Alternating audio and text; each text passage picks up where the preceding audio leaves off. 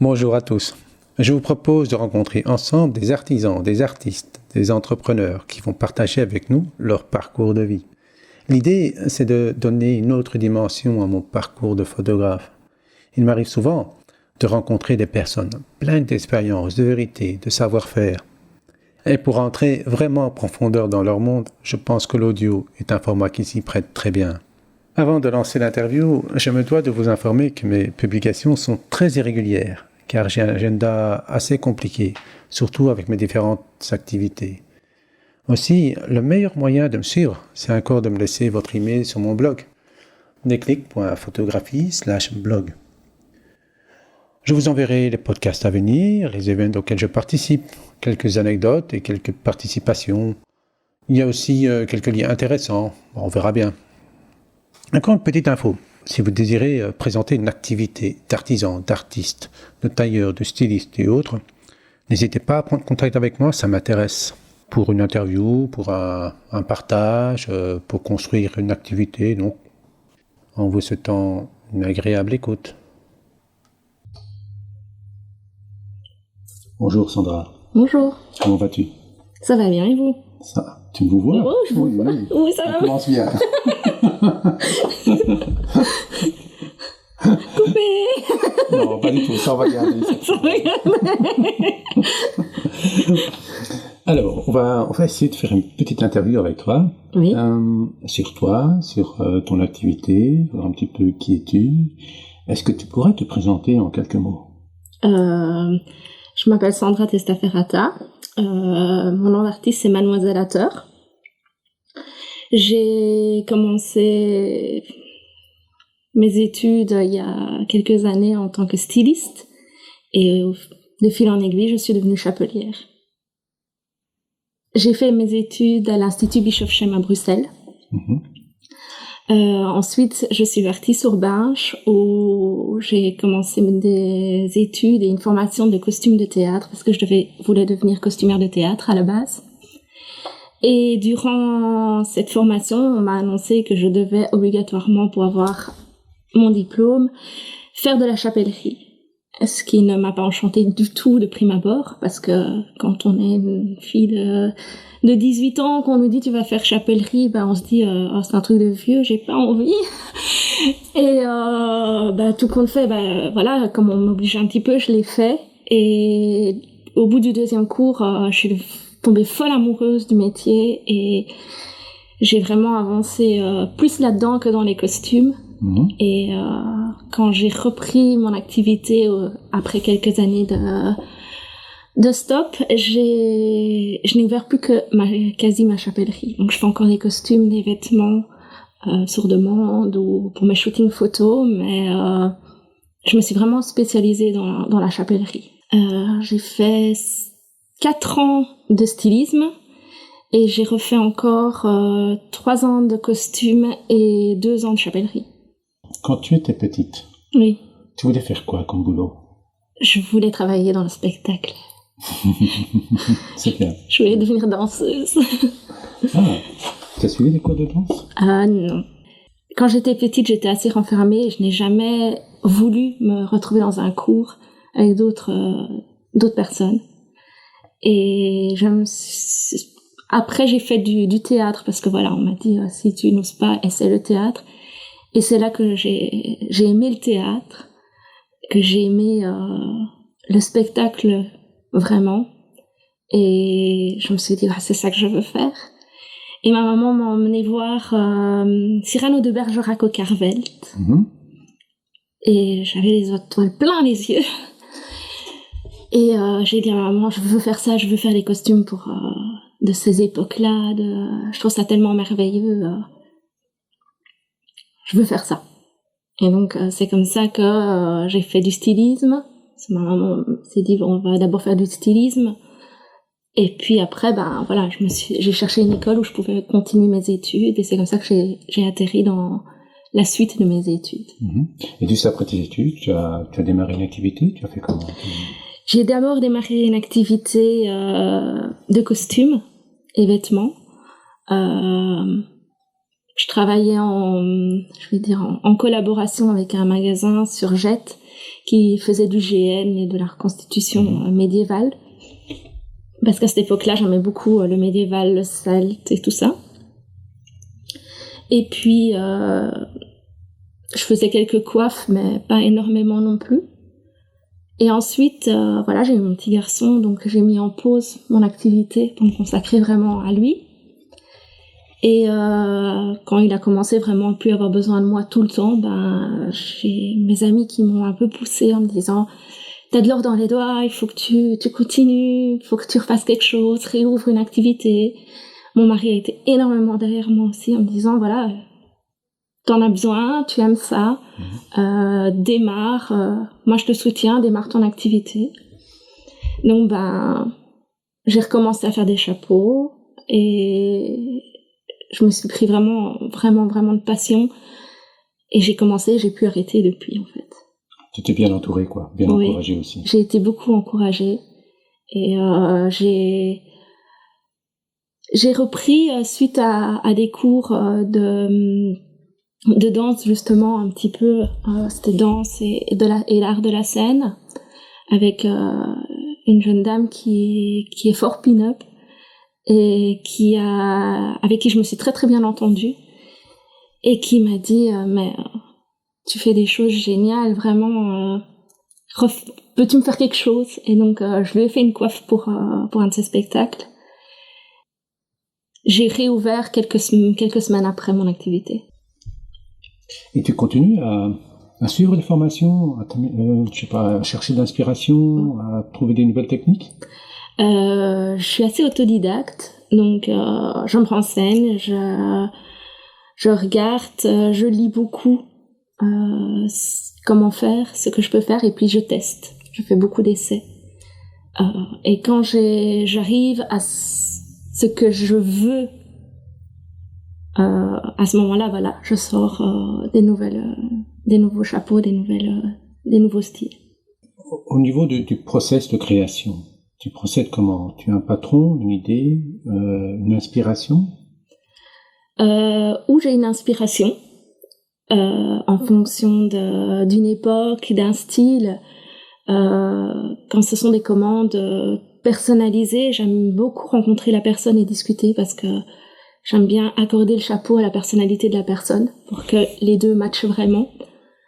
Et ensuite, je prends des idées pendant quelques jours. Je laisse mon cerveau gamberger. Et ensuite, je crée. Donc, j'ai plusieurs procédés de création où je crée mes patrons. Et ensuite, j'ai ma matière de métrage. Je coupe, j'assemble ma base et ensuite je recouvre et je décore. Ou alors j'ai les matières à mouler, donc j'ai plusieurs moules à chapeau. Et à ce moment-là, je moule ma base, je finis ma base et ensuite je la décore ou je la recouvre. Donc c'est un moule en bois en fait, c'est ça? Oui. Où on applique une matière en feutre ou bien Il y a plusieurs matières. Oui, il y a du feutre, du sisal, de la tôle hollandaise. Il y a vraiment plusieurs matières possibles. C'est ça. Et qu'est-ce que tu préfères travailler? J'aime beaucoup le feutre et l'étoile. Parce que tu peux partir dans le métrage, tu peux partir dans le délire que tu veux. C'est ça. Parce que autant tu peux partir sur un simple haut de forme, comme tu peux partir sur un haut de forme de biais, comme tu peux partir sur... J'ai déjà fait des grands cœurs, j'ai déjà fait des choses totalement hallucinantes. Un moule, tu es mis dans une case. Tu fais le moule et ça s'arrête là. C'est ça. Donc tu as plus de liberté dans la créativité. Voilà. C'est ça. Donc on avait parlé aussi de matière. Tu as parlé des matières que tu aimais bien travailler. Mais est-ce qu'il y a des matières que tu n'aimes pas travailler? Oui, il y a la laine feutrée que je n'aime pas travailler. C'est une matière dont je n'aime pas le toucher. Ça ne me correspond pas tactilement. Elle est difficile à travailler? Je dirais pas qu'elle est difficile, je dirais plutôt que c'est quelque chose qui ne me touche pas et j'aime bien travailler les matières qui me touchent. Donc les matières que tu aimes vraiment bien travailler, c'est le feutre. Oui. Tu as déjà essayé la paille? Oui, j'ai déjà essayé la paille, j'ai déjà fait quelques chapeaux en paille. J'aime assez bien travailler la paille. Donc il y a la paille à mouler, il y a la paille à coudre. Oui. Et les deux me plaisent beaucoup, même si celle à coudre prend beaucoup plus de temps. C'est ça. Dans les créations, tu es plutôt homme ou femme? Alors, je fais les deux. Mais voilà, j'ai beaucoup plus de demandes femmes qu'hommes. Tu travailles à la commande, surtout. Je travaille à la commande, mais j'ai aussi un panel de création qui est là dans mes vitrines et qui attend de la bonne personne. C'est ça, oui. Donc tu as rarement des commandes d'hommes? J'ai rarement des commandes d'hommes. Au niveau des tendances, est-ce que tu remarques des différences de tendances en fonction des pays que tu as visités, en fonction de, par exemple, la France, la Belgique, le Luxembourg? Est-ce que tu remarques une différence de style? Je dirais plus de liberté. Par exemple, voilà, la Hollande est beaucoup plus extravagante dans certains endroits que d'autres régions par ici qui sont moins ouvertes et plus classiques. L'Espagne est beaucoup plus extravagante, par exemple, que la Belgique. La femme va plus oser porter des couleurs chatoyantes et des choses qui bougent comme des plumes. Qu'ici, voilà, on est dans les couleurs plus neutres, plus classiques. Est-ce que tu arriverais à définir ton style? Mes inspirations, plutôt, oui. Oui, plutôt ton style. Est-ce Mon que tu as... style. J'ai un style assez rétro. Rétro, je vois pas. C'est difficile de mettre des mots sur un style. Oui. Surtout qu'en fait, j'ai beaucoup d'inspiration, donc je peux travailler autant... j'ai déjà travaillé le rétro comme j'ai déjà travaillé le gothique. Et j'aime toucher un peu à tout comme style.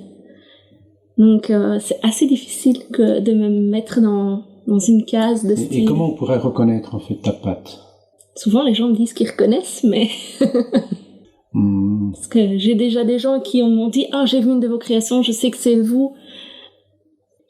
Quels sont les freins à ta créativité? Ton activité actuelle en chapelier, c'est une activité complémentaire? Oui. Et donc tu as cette activité-là et puis aussi le boulot de tous les jours. Est-ce que tu penses de switcher, de prendre plus de place pour l'activité complémentaire? Alors depuis juillet, j'ai déjà commencé. J'ai déjà réduit mes heures dans mon travail nourricier, entre guillemets. Pendant 3 jours semaine, je suis 100% mademoiselle à heure.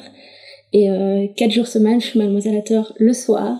Mais en journée, je travaille. Pourquoi? Parce que c'était un frein pour toi pour aller plus loin? Non, c'est que je voulais redémarrer doucement. Je ne voulais pas me jeter totalement dedans. Je veux vraiment que ce soit une passion et pas une obligation. Et je vois bien que depuis que j'ai un autre travail, je suis plus 24 heures sur 24 dedans et que je continue à prendre du plaisir à chaque création. C'est ça, ouais, je comprends. C'est aussi un déstresseur aussi. Oui. C'est vrai qu'avoir une passion dans laquelle on peut y aller pleinement et c'est réalisé aussi. Ça aide beaucoup. Si quelque chose m'a stressé durant la journée, je prends une de mes créations, je commence et je m'apaise dans les minutes qui ont suivi. Est-ce que ça t'arrive de collaborer avec d'autres artisans? Oui, ça m'arrive souvent. Alors, ou sur leur propre création, un artisan qui me demande un chapeau, et à ce moment-là, j'incorpore un dessin à eux ou un bijou. Donc, j'ai travaillé sur la coiffe de mes insomnies créatrices. Donc, elle est peintre et en plus de ça, elle fait des bijoux. Donc, j'ai incorporé sur sa coiffe son pinceau et des bijoux à elle. J'ai créé aussi le chapeau de l'illustratrice Les Clés s'emportent. Elle voulait un chapeau avec une de ses illustrations qu'elle a fait imprimer sur un morceau de tissu. Donc je lui ai créé un chapeau avec son dessin comme si c'était une affiche qui s'envolait.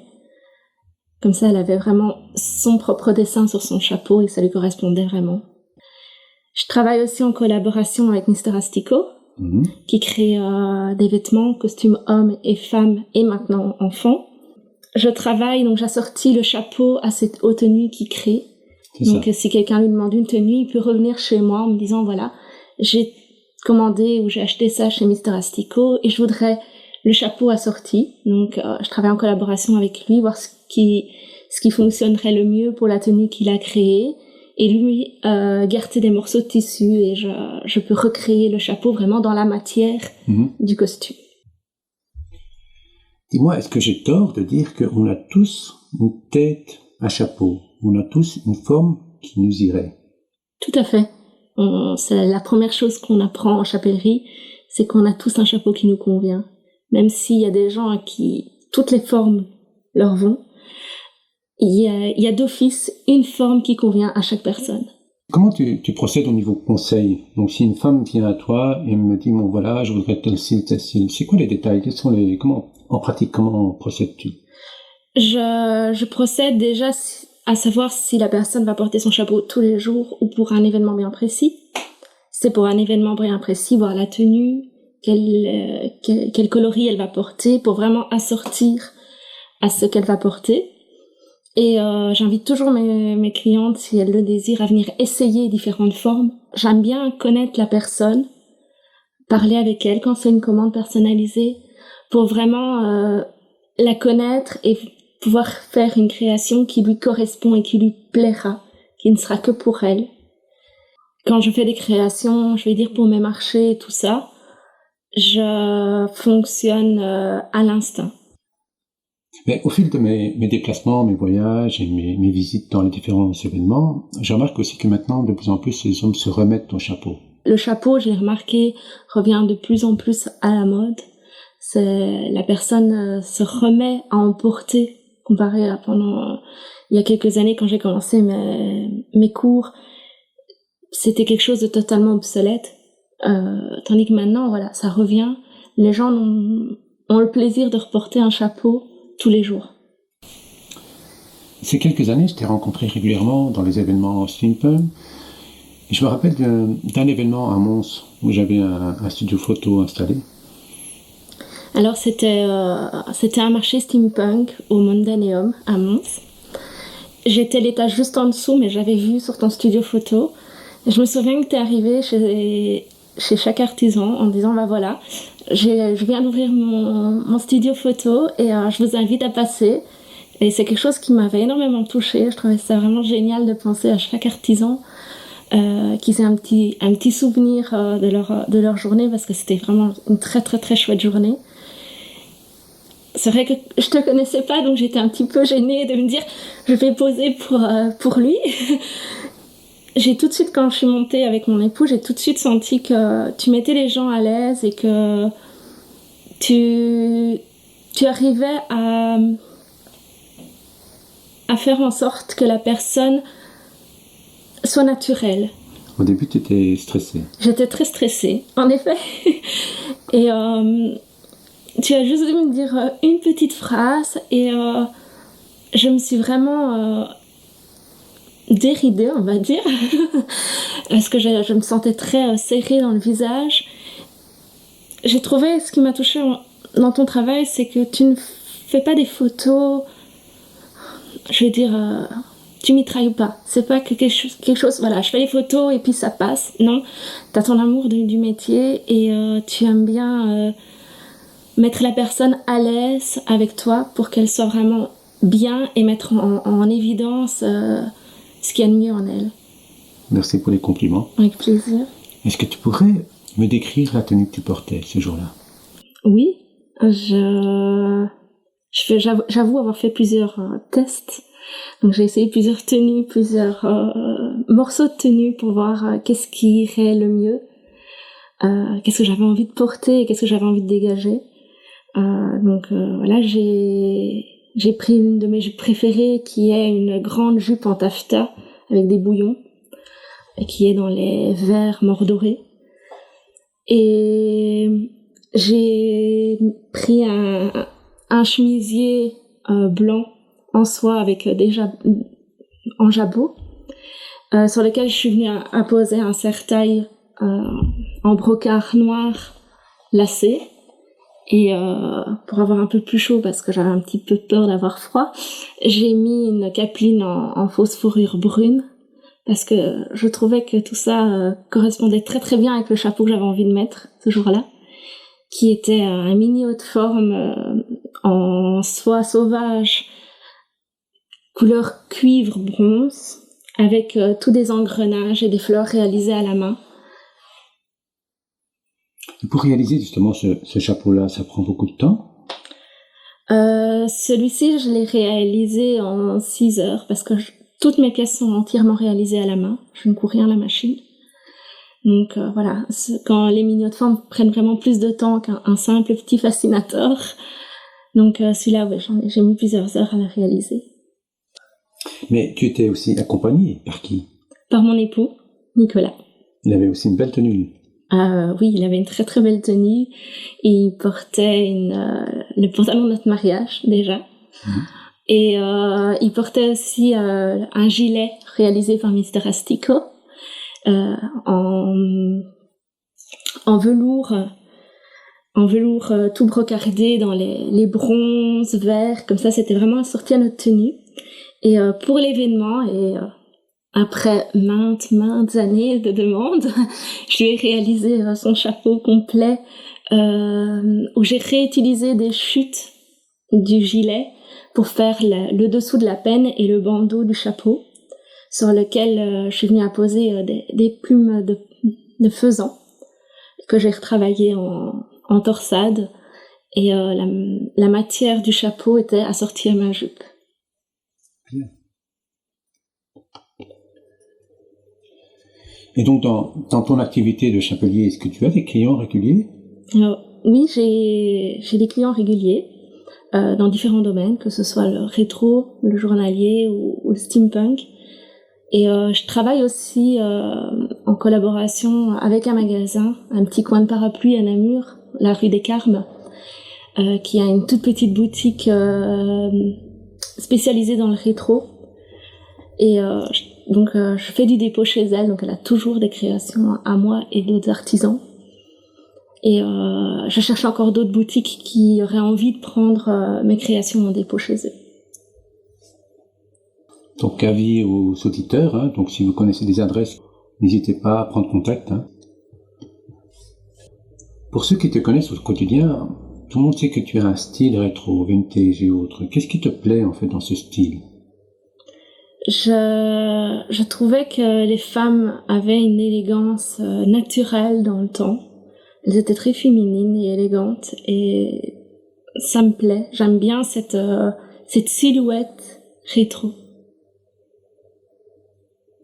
Et ton style rétro, c'est plutôt des années 30, 40, 60? Alors, je suis plus entre les années 20 et les années 50. Je ne vais pas au-delà. T'as facile à trouver? J'avoue qu'au début, j'ai eu un peu de mal. Et puis maintenant, le rétro commence vraiment à prendre de l'ampleur en Belgique. Donc, j'ai plus facile maintenant à trouver des vêtements qui me correspondent. Dans le temps, j'avoue que je devais me fournir dans d'autres pays parce que j'avais du mal à trouver. Et quand tu trouves la pièce vraiment qui te plaît ou autre, tu ajustes, tu fais comment? S'il y a quelque chose qui pour moi est disgracieux, oui, j'ajuste. Mais la plupart du temps, c'est un style qui me correspond vraiment, qui correspond à ma morphologie, donc ça tombe tip top. Quand on est dans le process de création, on est souvent observateur du monde qui nous entoure. Oui. Il y a les différentes tendances, les styles, les innovations. Comment tu absorbes, comment tu t'imprègnes en fait justement de ce monde qui t'entoure?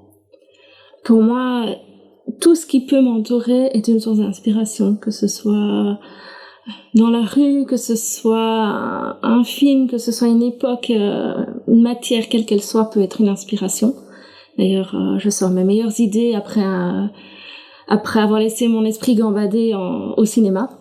C'est mes créations les plus folles qui en ressortent.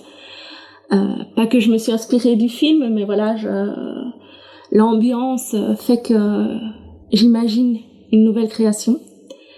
Et quand on me donne un thème pour une création, je m'inspire beaucoup d'images, donc je vais faire des recherches sur le thème, sur les coloris que la personne voudrait, sur son inspiration, son ambiance journalière. Tu es très cinéphile? Je suis assez cinéphile, oui. Quelle tendance? J'aime bien l'historique. C'est pas pour rien que je suis rétro et que je me suis perfectionnée en costume historique. J'aime bien aussi tout ce qui est fantastique, donc j'ai un petit côté un peu geek que j'assume tout à fait.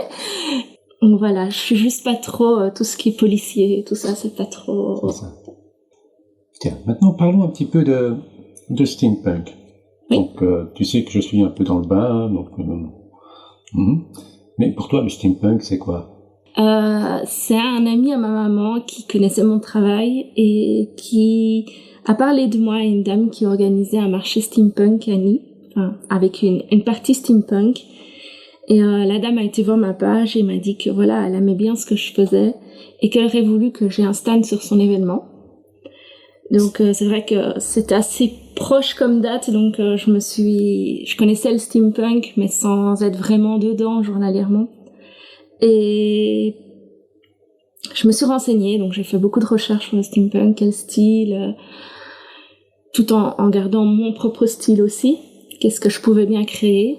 Donc j'ai créé une petite collection, je suis arrivée sur le marché un petit peu en me disant est-ce que ça va marcher, est-ce que ça va pas marcher. Et j'ai été agréablement surprise que mes créations ont plu. Et donc j'ai été réinvitée sur d'autres événements encore et encore. Voilà, donc je suis rentrée vraiment dans le milieu un petit peu par hasard. C'est un milieu qui m'a énormément plu. J'ai trouvé que les gens étaient très très chaleureux, très très ouverts, avec un état d'esprit tellement libéré et libérateur que c'est un milieu dans lequel je me sens à l'aise. Comment tu t'en sors au niveau de tes 3 vies? Famille, boulot et activités complémentaires. T'arrives à gérer? J'avoue difficilement. Et comme je dis à beaucoup de mes amis, je ne dormirai pas et je dormirai quand je serai morte parce que j'arrive difficilement à suivre tout.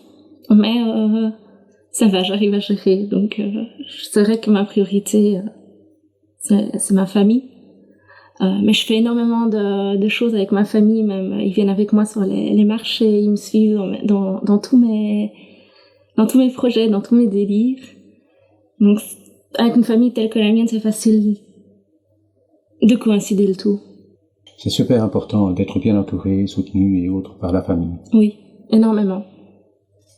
Tu as un compte Instagram? Oui, j'ai un compte Instagram, oui.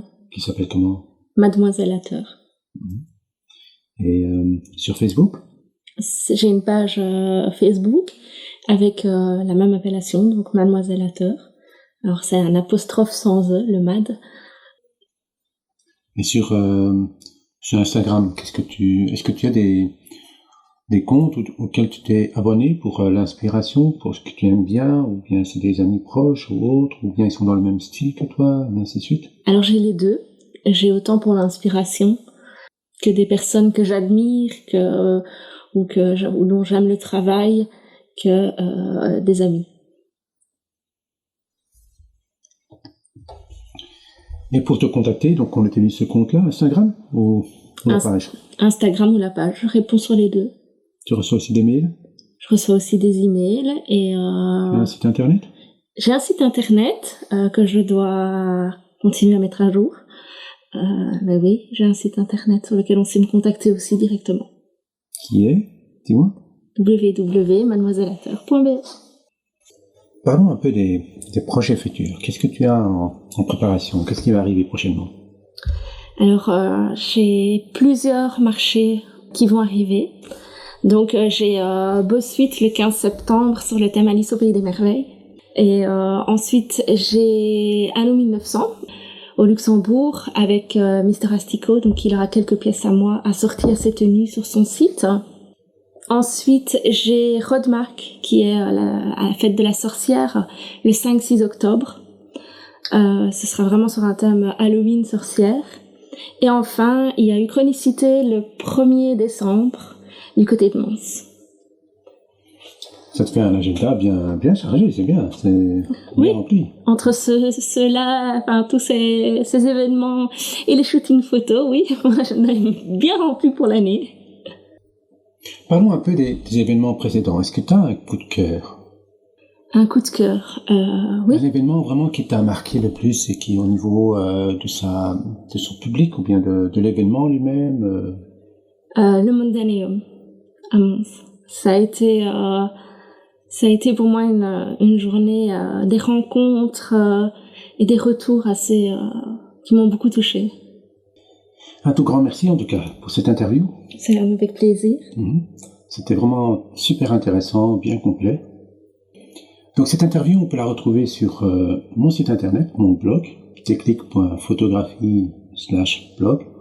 N'hésitez pas à réagir par messagerie ou abonnez-vous à la liste de contacts. À bientôt!